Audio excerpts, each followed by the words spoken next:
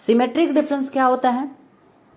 तो इसके लिए यहाँ पर लिखे हैं कि ए डेल्टा बी, ठीक है, इज इक्वल टू क्या होगा कि ए माइनस बी, जो अभी बताए हैं, ए माइनस बी और बी माइनस ए दोनों का यूनियन ही ए डेल्टा बी होगा। यही सिमेट्रिक डिफरेंस होता है, ठीक है।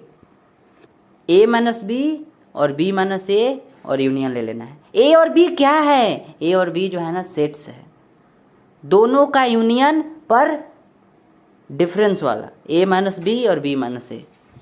एग्जाम्पल के थ्रू समझते हैं।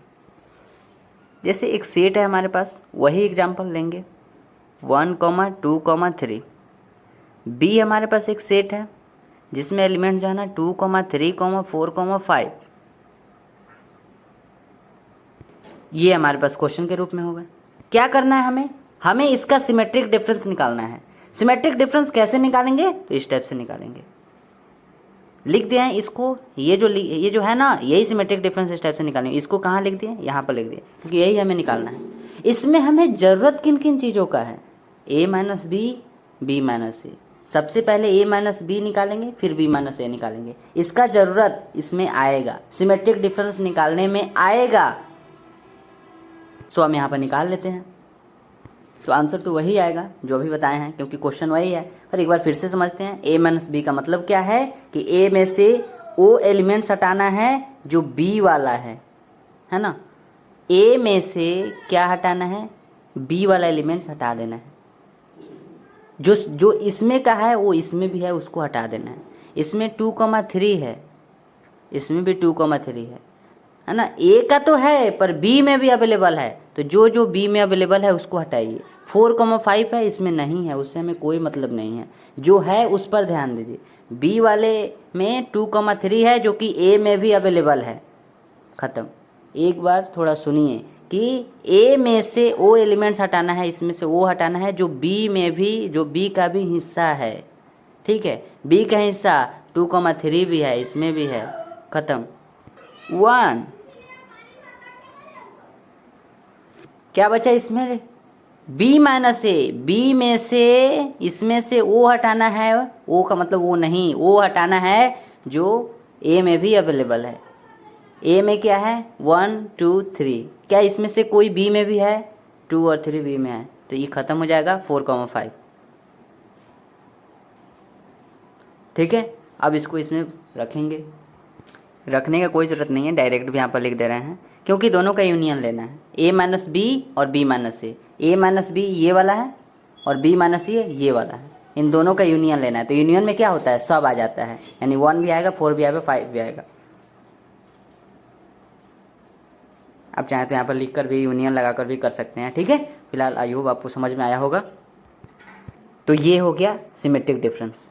ज़्यादा कुछ नहीं करना है, ये वाला याद रखना है, बस यही सिमेट्रिक डिफरेंस है। क्योंकि ए माइनस बी और बी माइनस सी ये तो क्या है? डिफरेंस ऑफ सेट्स का था। ठीक है। तो उसके आगे देखेंगे तो यहाँ पर नोट में लिखे हैं, जो सिमेट्रिक डिफरेंस वाला है उसको हम लिख दिए हैं। सुनिएगा ध्यान से, जो अभी ऊपर बताए हैं ना सिमेट्रिक डिफरेंस, वो वाला यहाँ पर लिख दिए हैं, ये सिमेट्रिक डिफरेंस। और इसी टाइप से इसको भी लिख दिए हैं। पहले सुनिएगा, ये दोनों जो है ना क्या है? सेम है। क्यों कह रहे हैं? क्योंकि इन दोनों से आंसर जो आ रहा है ना वो सेम ही आएगा। सुनिए ध्यान से। एग्जाम्पल ये वाला था, सुनिए, एग्जाम्पल ये वाला था। इससे इसका हम सिमेट्रिक डिफरेंस निकालें, इससे निकाले हैं सिमेट्रिक डिफरेंस। तो क्या आया है? 1, 4, 5। तो कोई और अगर मेथड से निकाल रहे हैं उससे भी आंसर यही आना चाहिए। तो अगर हम इससे निकाल रहे हैं, इसमें भी लिखे हैं ए डेल्टा बी हमें निकालना है, इज इक्वल टू, कैसे निकालेंगे इस मेथड से? इसमें तो ये तो इसी टाइप से है ना, ये यही चीज़ इसमें लिख दिए हैं, ठीक है, ऊपर वाला। पर ये वाला एक न्यू चीज़ लिखे हैं, जो कि इससे भी हमें आंसर उतना ही आएगा। सबसे पहले हमें ए यूनियन बी लेना है और फिर उसके बाद ए इंटरसेक्शन बी लेना है। दोनों जो सेट्स हमें दिया रहेगा, जैसे यहाँ पे एग्जांपल लिखे हैं, इन दोनों सेट्स का सबसे पहले यूनियन लेना है, फिर इंटरसेक्शन लेना है। दोनों इसका यूनियन फिर इंटरसेक्शन, उसके बाद क्या करना है? पर माइनस का साइन लगा हुआ है, तो आप समझ रहे हैं उसका आगे क्या करना है। तो क्यों ना हम इसको निकाल कर चेक कर ले। अगर एग्जाम्पल वही है, दूसरा नहीं, ऊपर जो एग्जाम्पल लिए हैं ये वाला एग्जाम्पल यही है, ये भी, तो इससे भी आंसर कितना आना चाहिए? इतना ही आना चाहिए, 1, 4, 5। तो निकाल कर देख लेते हैं। तो सबसे पहले हमें किसका ज़रूरत पड़ेगा इसमें, ए यूनियन बी और फिर ए इंटरसेक्शन बी। तो निकाल लेते हैं पहले इसको। ए यूनियन बी हमें क्या मिलेगा यहाँ पर 1, 2, 3, 4, 5। फिर उसके बाद ए इंटरसेक्शन बी क्या मिलेगा हमें यहाँ पर, तो 2 और 3 मिल जाएगा। दोनों में जो कॉमन होता है वही इंटरसेक्शन होता है। जब ये हमें मिल गया, अब हमें इससे निकालना है ये वाला। तो अगर आप चाहें तो हम इसको जो है ना यहाँ पर लिख देते हैं।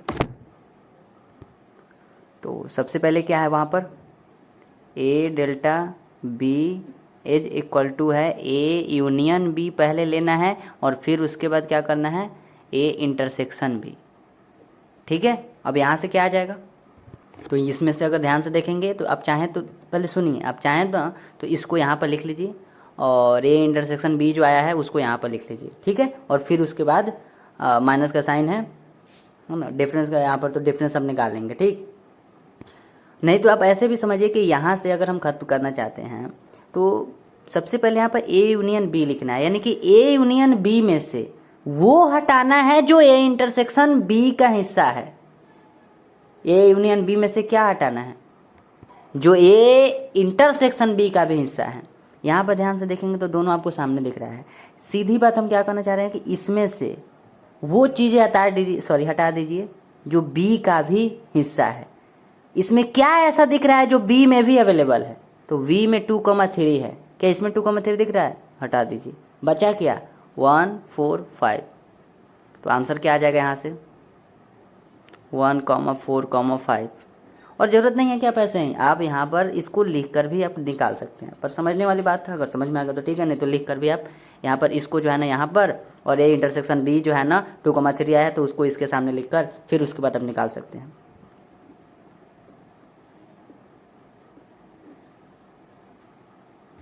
तो ए डेल्टा बी यहाँ पर क्या आया 1, 4, 5 आया, और इससे कितना आया था, इससे भी 1, 4, 5 आया था। इसका मतलब ये दोनों जो है ना, दोनों से आंसर एक ही आ रहा है, तो इन दोनों का भी याद रखेंगे। ठीक है, तो योग क्लियर होगा, आगे देखते हैं।